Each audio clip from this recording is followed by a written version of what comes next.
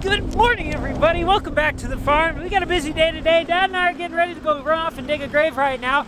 We got the millwright guys up on top of the bins. They're changing out pulleys on our drag conveyors, and I believe the crane guys are supposed to come out today, pick up the hopper bottom, and bring it over to the new bin site.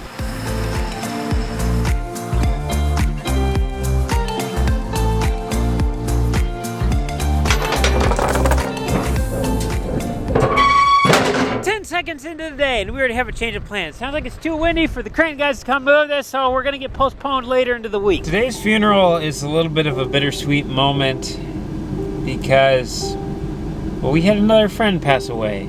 So, if you remember about a month ago, we buried a family friend named Kevin, and today we're burying his mom. Losing a family member or losing a friend is hard. It hurts. We miss those people, and we just have the memories left to cherish about them. But I will say this, she lived to be 99 years old, so she's got some memories in people's heads out there. So she lives on through all her friends and families. So that's what I say, it's bittersweet.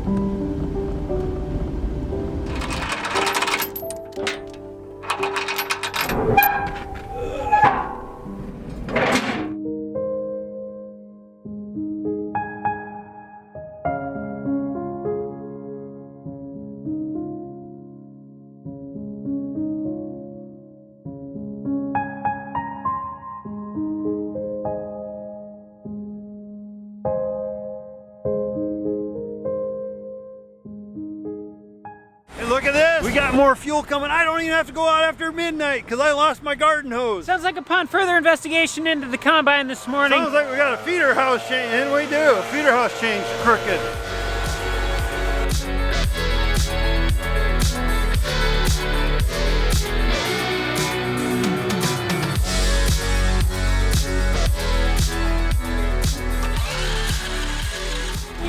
The guy puts in a big driveway and you think you have lots of room, and there's still stuff in the way. Well, breakdowns in graves are things that slow us down out in the field. It actually worked out pretty good today. We were being efficient farmers because while Dad and I were digging the grave, Cooper went off, he grabbed parts, he got everything put back together on the combine. So basically, as soon as we were rolling up, he was getting ready to roll out. We just put on our first side draw, and I want to make sure that we can fit underneath of it. This was originally designed where it'd come out of the bin at 45 degrees, but Tyler cut it and then he welded it with a little bit of an angle so that way we could get it stick out a little further. Otherwise, it's basically dumping like right on the edge of the trailer and your truck would be way underneath here. You guys ever try climbing down a ladder while holding onto a camera? It can be kind of difficult. It shouldn't have been a problem at all, but originally when these bins were designed, the designer had these things moved like 6 feet further in. So we'd basically be right touching the side of the bin with the semi right now, and we said, no, we don't like that, it's way too close. So he slid them back, and when he slid them back, he failed to account for the fact that the side draw is gonna need to stick out further, meaning it's gonna need to be higher up on the bin. We're just trying to make sure everything fits, because this is supposed to be 13 feet 6 inches off the ground, but right now it's only 11 and a half. Let me correct myself. The pushing of the bins over is part of the problem. The other part of the problem is we built this ramp, so it's like 4 feet tall. So it puts us 4 feet higher than we should have been. But when the bin designer is designing everything here, including the pit, knowing that that thing is 4 feet out of the ground, you would have thought it would have been calculated in that the driveway was raised. But looking at this, I don't think it was.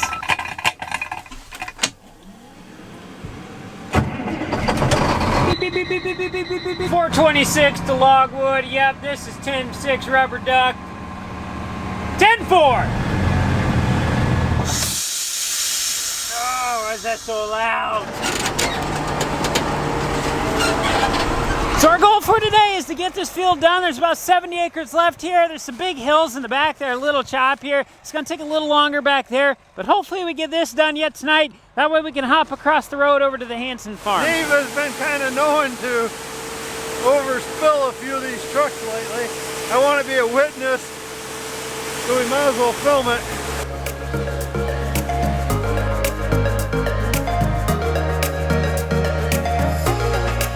Looks like we pulled in just behind Cole, so we won't be able to unload super fast right now, but let's get things started here. One thing I think I would recommend, guys, if you're ever thinking about putting a pit in like this, I think this one's 20 foot long. I think I'd go 24 foot long. It gives you that little bit more leeway room. Looks like we're gonna be filling Isaiah up with a load of corn here and get him on the road.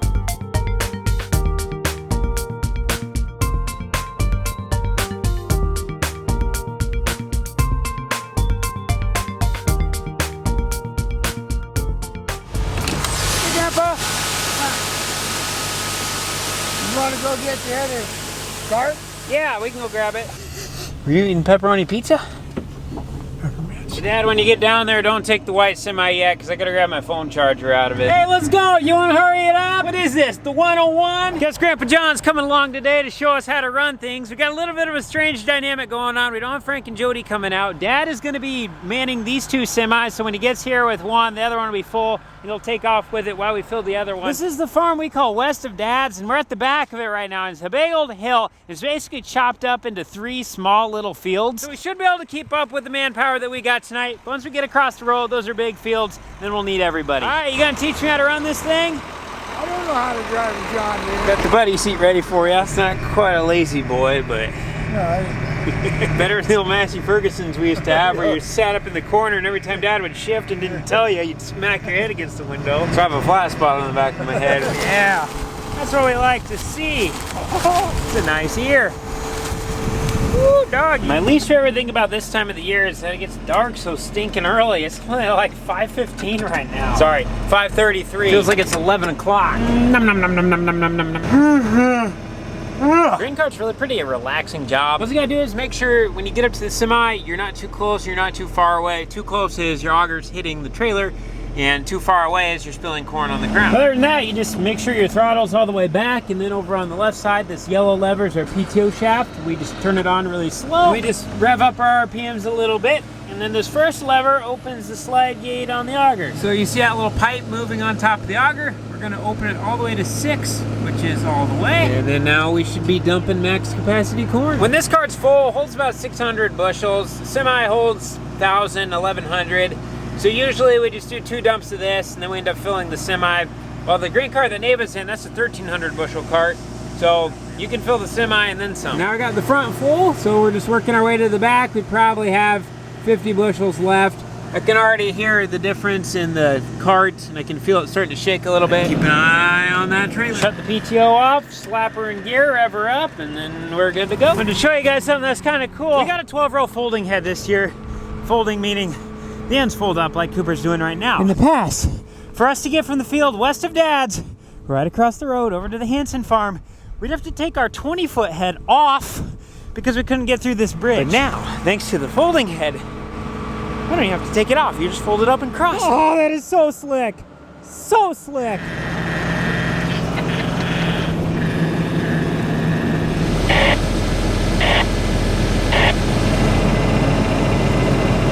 The Hanson farm's a little challenging because of this driveway. It's not very wide. It's pretty steep up under the roads. We only fill the carts about half full because when you get going up this, your wheels will start to spin even when you're in 4-wheel drive on the 340. Hey, Mom. Hi.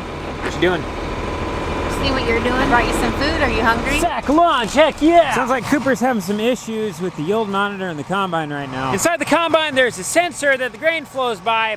Basically just measures vibration, and it knows the vibration of the flow that's going by at certain speeds, and then you calibrate that based off the weight that the monitor said, and then you balance it off another scale. Anyway, it measures the yield. So if we can't get it running, it's not the end of the world, but I mean, we spent a lot of money on it, so it's kind of nice to use it. I should also mention that this field is Champion 56A21, so it's 106-day corn. These look like there's some pretty nice ears. This is pretty tricky stuff. Gotta take like 5 years of college to do this. Push the start button. Pretty simple, pretty simple. Makes it pretty nice. I will say, there's many advantages to being at the field right around the house. The best part about it is, when you run out of water, you don't have to be thirsty all night. Serious question. Who brought a car to my house that's got bullet holes in it? And a yoke.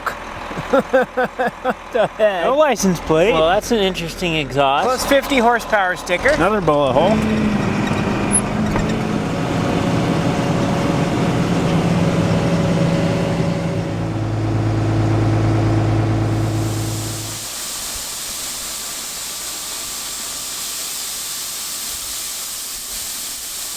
So you guys remember how we have that little inside joke about how we have a lemon combine and we should have bought a green one instead?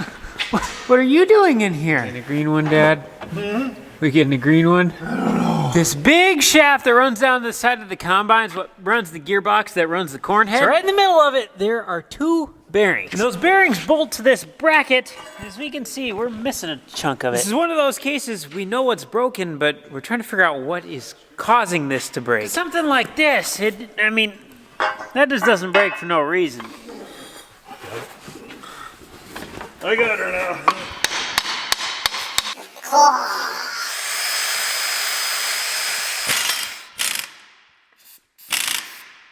I don't think that's a good bearing.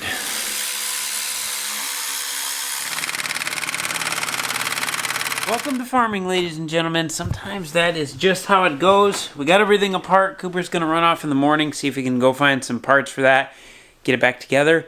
Hopefully it's just one of those bearings that was out and causing a little bit of rattle and it caused enough vibration where it broke that bracket.